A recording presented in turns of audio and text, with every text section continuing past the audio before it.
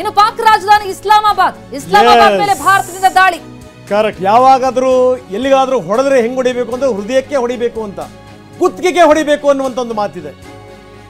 ಇಸ್ಲಾಮಾಬಾದ್ ಪಾಕಿಸ್ತಾನದ ರಾಜಧಾನಿ. ಇಸ್ಲಾಮಾಬಾದ್ ಮೇಲೆ ಭಾರತ ಮುಗಿ ಬಿದ್ದಿದೆ.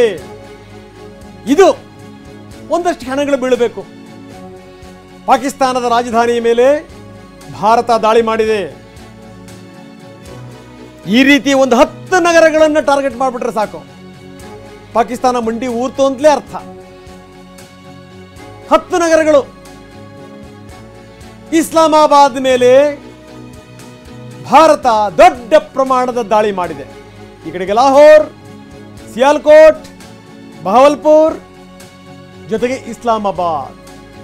ಆನಂದ ನೋಡಿ ಅಂತ ಕೇಳಿದಂಥ ಸಂದರ್ಭದಲ್ಲಿ ಪ್ರತಿಮಾ ನಿಜಕ್ಕೂ, ಯಾಕಂದ್ರೆ ಎಷ್ಟು ದಿವಸ ಅಂತ ಸಹಿಸ್ಕೋಬೇಕು ಇಂಥವ್ರನ್ನ, ಇಂಥ ಯೋಗ್ಯತೆ ಇಲ್ದಿರೋರ್ನ. ಲಾಹೋರ್, ಸಿಯಾಲ್ಕೋಟ್, ಈ ಕಡೆಗೆ ಇಸ್ಲಾಮಾಬಾದ್. ಇನ್ನು ಪಾಕಿಸ್ತಾನ ಯಾವ ರೀತಿ ಹಾರಾಡುತ್ತೆ ನೋಡೋಣ. ಬರೀ ಇಷ್ಟು ಮಾತ್ರ ಅಲ್ಲ, ಒಳಗಡೆ ಇರುವಂತ ಪ್ರತ್ಯೇಕತಾವಾದಿಗಳಿಗೂ ಕೂಡ ನೋ ಡೌಟ್ ಬೆಂಬಲ ಕೊಡಬೇಕು. ಈ ಕಡೆಯಿಂದ ಭಾರತೀಯ ಸೈನ್ಯ ಹೊಡಿಬೇಕು, ಒಳಗಿನೊಳಗಿನೇ ಅಲ್ಲಿ ದೊಡ್ಡ ಮಟ್ಟದ ಪ್ರತಿಭಟನೆಗಳು ಶುರುವಾಗಬೇಕು. ಆವಾಗ ಮಾತ್ರ ಪಾಕಿಸ್ತಾನ ಅಲುಗಾಡ ಹೋಗುತ್ತೆ. ಕೊನೆಗೆ ಉಳಿಯುವಂಥದ್ದು ನನಗನ್ಸುತ್ತೆ ಈ ಪಂಜಾಬ್ ಪ್ರಾಂತ್ಯ ಇದೆಯಲ್ಲ ಪಾಕಿಸ್ತಾನ ಭಾಗದ್ದು, ಅದು ಮಾತ್ರ ಉಳಿಯುತ್ತೆ ಅಂತ, ಅಂಗೈನಷ್ಟು. ಯಾಕಂದ್ರೆ ಅತ್ಯಂತ ದೊಡ್ಡ ಪ್ರದೇಶ ಅಂತಂತಂದ್ರೆ ಈಗಾಗಲೇ ನಮಗೆ ಸಪ್ರೇಟ್ ಮಾಡ್ಕೊಟ್ಬಿಡಿ, ನಿಮ್ಮ ಸಾಹಸವೇ ಬೇಡ ಅಂತ. ಬಲೂಚಿಸ್ತಾನ್, ಬಲೂಚ್ ಬಂಡುಕೋರರು ಸಿಕ್ಕಲ್ಲಿ ಸೈನಿಕರನ್ನ ನಾಯಿಗಳಿಗೆ ಹೊಡೆದಂಗೆ ಹೊಡಿತಾರೆ, ಸಿಕ್ಕಲ್ಲಿ. ಇದು ಪಾಕಿಸ್ತಾನದ ಸ್ಥಿತಿ. ತಿನ್ನೋಕೆ ಅನ್ನ ಇಲ್ಲ, ಇದು ಪಾಕಿಸ್ತಾನದ ಸ್ಥಿತಿ. ಬಡತನ ತಾಂಡವಾಡ್ತಾ ಇದೆ, ಇದು ಪಾಕಿಸ್ತಾನದ ಸ್ಥಿತಿ. ಭಿಕ್ಷೆ ಎತ್ಕೊಂಡ್ಬಂದ್ರೆ ಮಾತ್ರ ಕೂಳು, ಇದು ಪಾಕಿಸ್ತಾನದ ಸ್ಥಿತಿ. ಪ್ರತಿ ಬಾರಿ ಸಾಲ ತಗೊಂಬಂದು ಹಾಕಿದ್ರೆ ಮಾತ್ರ ಜೀವನ, ಇದು ಪಾಕಿಸ್ತಾನದ ಸ್ಥಿತಿ. ಆದರೆ ದುರಹಂಕಾರ ಮಾತ್ರ ಯಾರಪ್ಪನ ಮನೆದೇನೋ ಅನ್ನೋಷ್ಟು ದುರಹಂಕಾರ. ನಿಜ.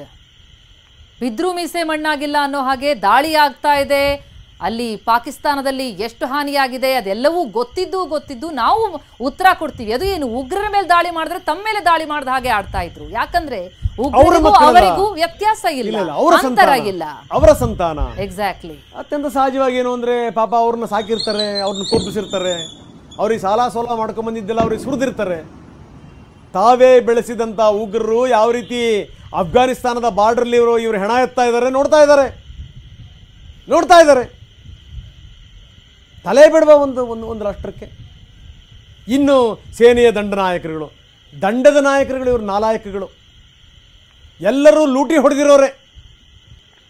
ಇವರೆಲ್ಲರೂ ಕೂಡ ಈ ಬೇರೆ ಅಮೆರಿಕದಲ್ಲಿ, ಇಂಗ್ಲೆಂಡಲ್ಲಿ ಇದ್ದಾರೆ ನೋಡಿ ಈ ಪಾಕಿಸ್ತಾನದ ಮಾಜಿ ಸೇನಾಧಿಕಾರಿಗಳು.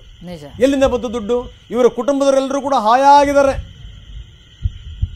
ನೀವು ಯಾರನ್ನಾರೇ ತಗೊಳ್ಳಿ, ಒಂದು ದುಬೈಯಲ್ಲಿರ್ತಾರೆ, ಇಲ್ಲ ಅಮೆರಿಕದಲ್ಲಿರ್ತಾರೆ, ಇಲ್ಲ ಇಂಗ್ಲೆಂಡಲ್ಲಿರ್ತಾರೆ. ಬಹುಶಃ ಈಗ ಯುದ್ಧ ನಡೆಯುವಾಗಲೂ ಕೂಡ ಅವರೆಲ್ಲರೂ ಅಲ್ಲೇ ಇದ್ದಾರೆ.